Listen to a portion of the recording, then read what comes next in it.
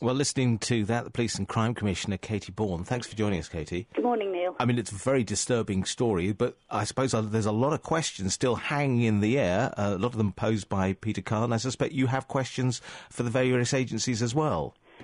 Yes, but firstly, I really want to pay tribute to the work that Sussex Police and partners have done around this case, because it's been incredibly complex and it is a fantastic piece of work. And also to say how courageous the young girls are in coming forwards to go through what they've been through and then to have to relive it in the court process is incredibly courageous, because the two men refused to admit their guilt right the way through. So those poor girls had to go through the whole process again. Did they need a lot of persuading to do that, do you know? Well, with any case like this is part of the problem. It's very difficult to get young children, well, it's difficult to get anybody that's been through a horrific sexual experience like this to go through the court system, but particularly for young children. I fund a young witness and victims service in Sussex specifically so that people will help them through this. And police and partners also put a lot of care into this. So my message to the public is that, if you suspect anybody that's a victim of exploitation, if you are or you think family or friends are, please come forwards, report it to the police, because they are there and they will listen. Do we know whether some of these girls were in the care of the local authority? Well, that will all come out in the serious case review that the local Children's Safeguarding Board is now going to undertake. And I think that will be a very interesting piece of work, because they will look at all the partners, what they did in it, and there will be learning and recommendations that come out of that I'm sure everybody will be able to take forwards. And is that a fast process? Serious case reviews probably don't happen very quickly, do they? I think they take their time. It depends on the case, of course, how complex it is and how much information there is to go through.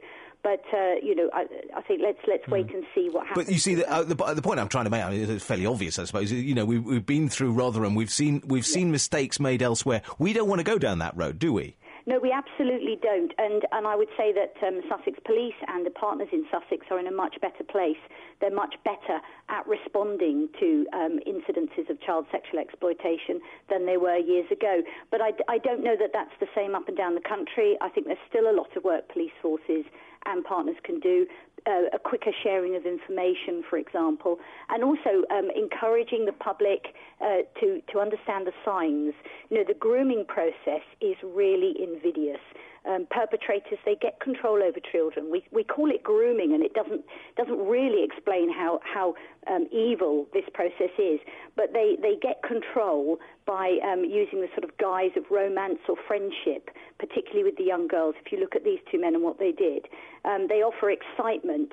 They offer maybe drugs or alcohol or even cigarettes.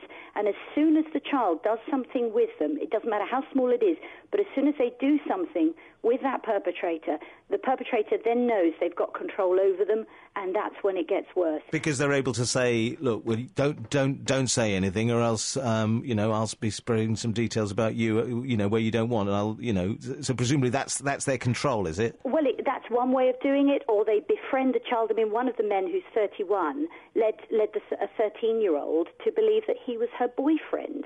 I mean, anybody with a normal mind would know that age gap is something to query. I mean, she's a child, for goodness sakes.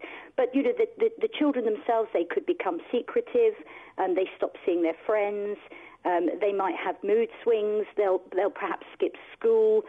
They'll walk around with expensive gifts that they might not normally have. They may be very tired during the day and fall asleep a lot. These are all the signs. So if anybody suspects anything, call the police on the 101 non-emergency number. Report your concerns, because the police and partners do take this incredibly seriously. We do not want a Rotherham in Sussex, and Sussex people will not tolerate this depravity. Katie Bourne, thanks very much.